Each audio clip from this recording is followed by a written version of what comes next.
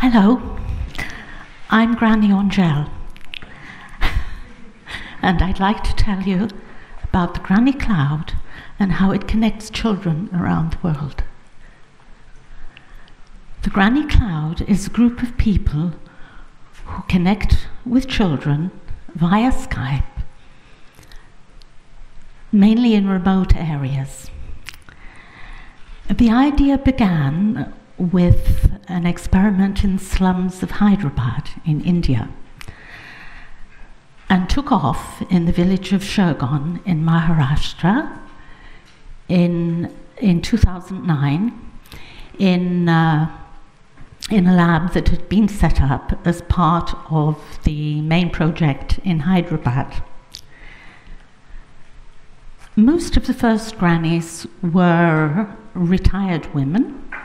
They had read an article in a British newspaper about Sugata Mitra's experiment and volunteered to spend some of their free time communicating with children in India via Skype.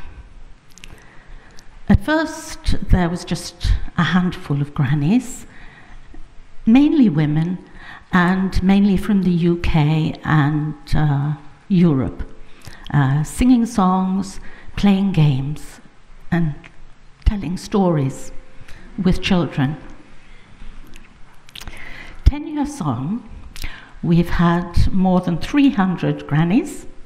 Some of them dedicated a few months of their time, and others have been in it for the long haul. The number of active grannies at any given time is about 70.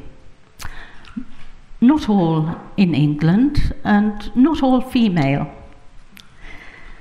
We've also reached out to children in different countries, including Colombia, Cambodia, and Mexico, though most are in India.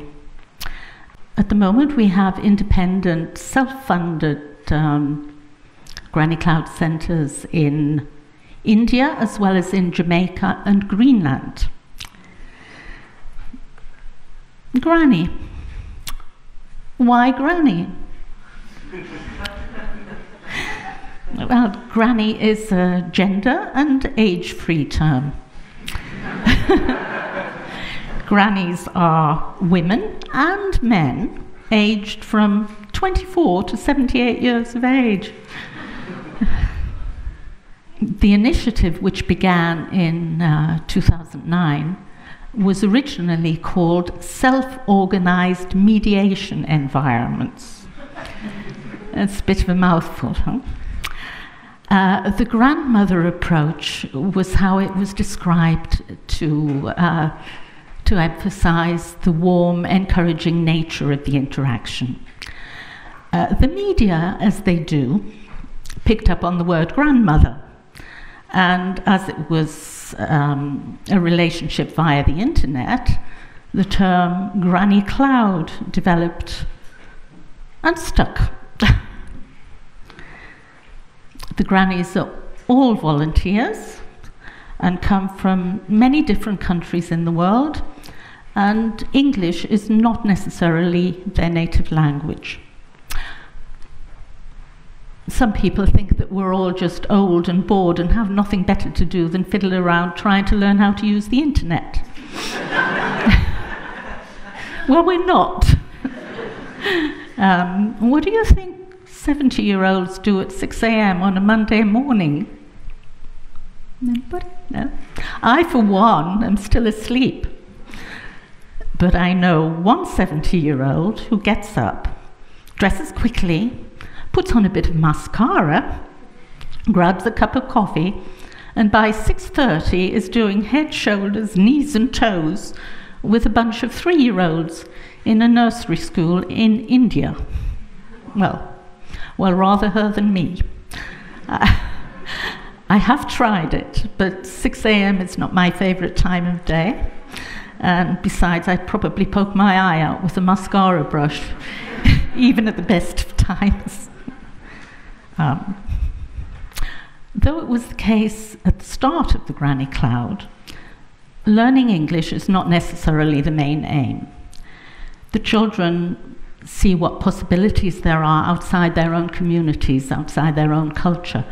They don't only connect with the grannies, but also with children from other cultures.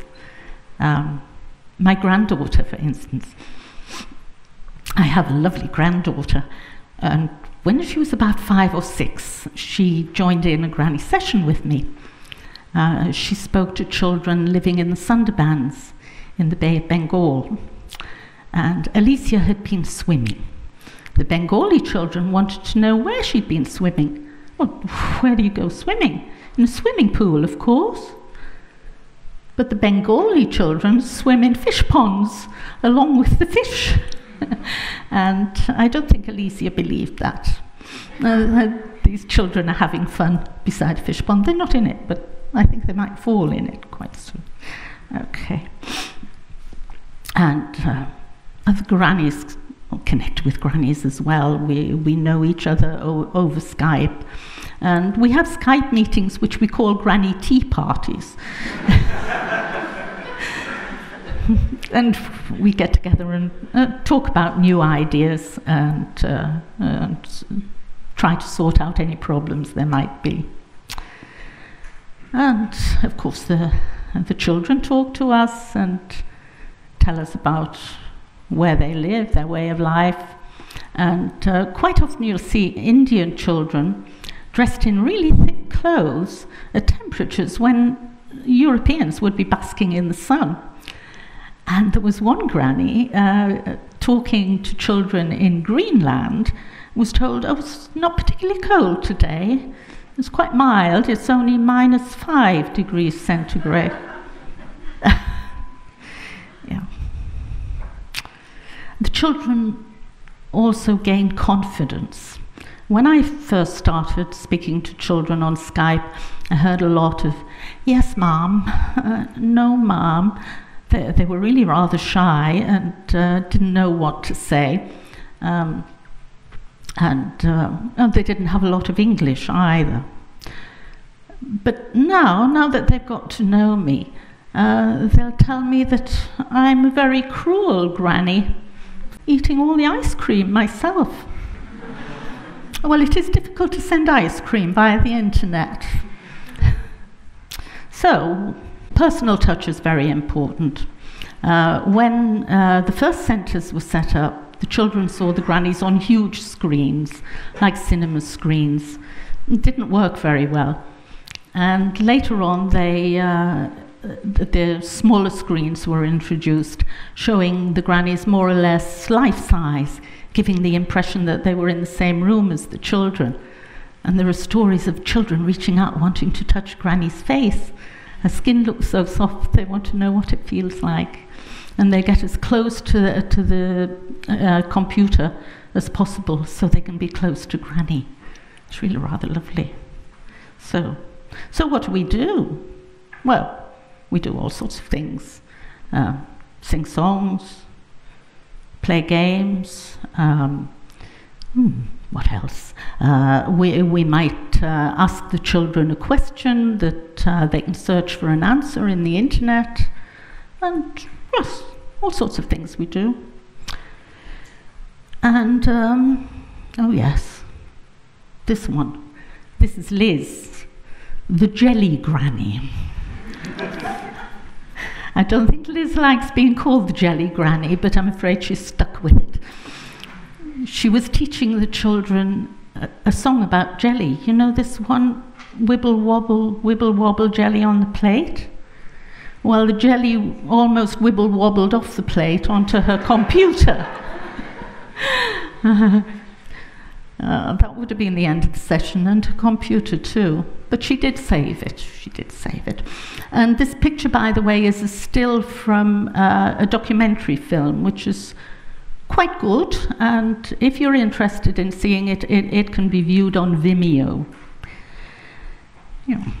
Yeah, and sometimes the children lead the sessions. They might start off by telling us about something that's happening in the school, a project they have, or they'll tell us about a festival that they've been celebrating. That's rather nice. Sounds lovely, doesn't it? It is rather, but It doesn't always work. There are so many things that can go wrong. To start with, we haven't got a common language. And the technology, well, it has improved over the years, but it's still not perfect. And then the weather. The weather can cause all sorts of problems.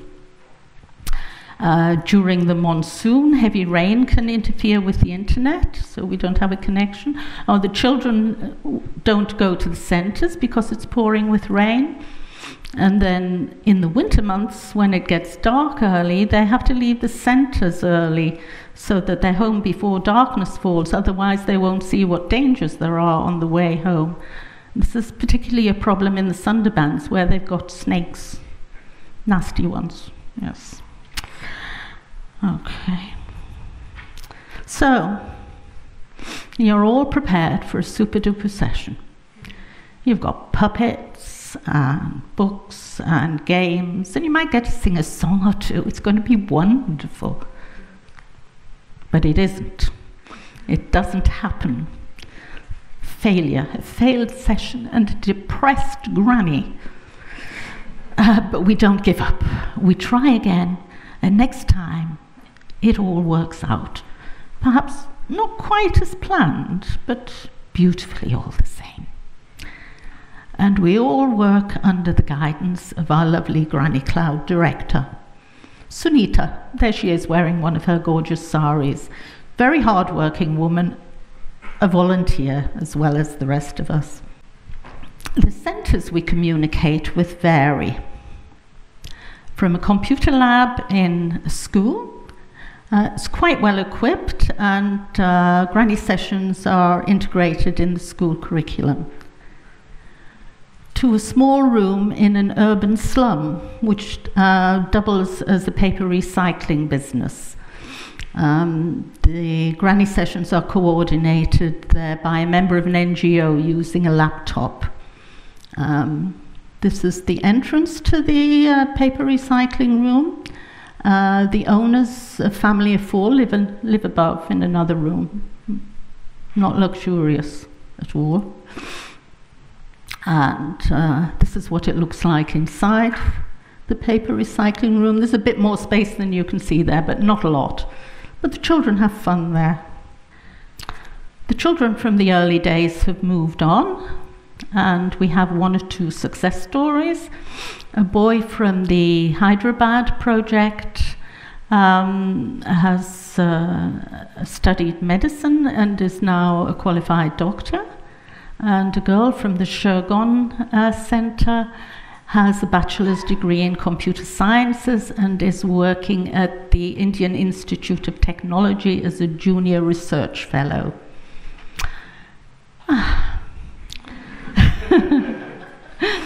And there are many centres, groups around the world that would love to have granny sessions. But as I say, we only have about 70 active grannies. So we haven't got the time to share with all the children we would like to reach. But we do reach out and help those that want to set up centres of their own. There is a Spanish-speaking Granny Cloud Centre in Bogota, which we helped to set up. And we are now in the process of helping to set up a centre in Fort Severn. It's a First Nations settlement in Ontario, in Canada. Very remote, very, very cold, I think, way up there in the north. But there's a school with children, and they'd like to have granny sessions, so we're helping to get them on their way. And I think it's a wonderful idea. It wasn't my idea, but I'm really happy to be part of it, and I hope it continues to spread around the world. And thank you for listening to me.